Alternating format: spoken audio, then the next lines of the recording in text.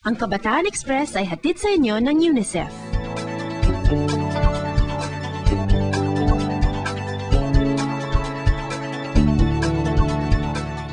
May isang segment dito sa Kabataan Express na tinatawag na Boses ng Bureau. Dito, malayang na ipapahayag ng mga kabataang reporters ang kanilang opinyon tungkol sa isang usapin.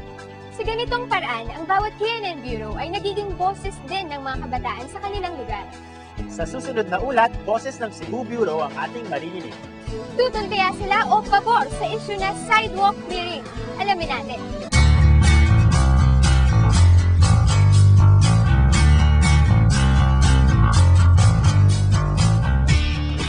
Matagal nang pinag-uusapan ng mga opisyales sa Cebu City na paalisin sa mga sidewalk ang mga street vendors.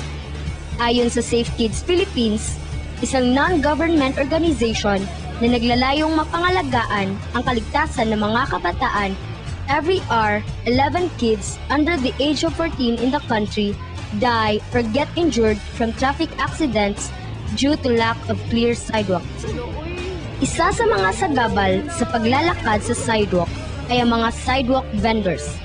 Marami nang nagtangkang paalisin sila. Ngunit di nagtatagal ay bumabalik din sila sa sidewalk. Kami dito sa Cebu Bureau ay sang-ayon na paalisin sa sidewalk ang mga street vendors upang hindi sila maging sagabal sa mga taong dumadaan at upang maging malinis at ligtas ang ating mga kalsada. Ngunit sana bigyan sila ng lugar na maaaring upahan sa mababang halaga upang may pagpatuloy ang kanilang hanapbuhay.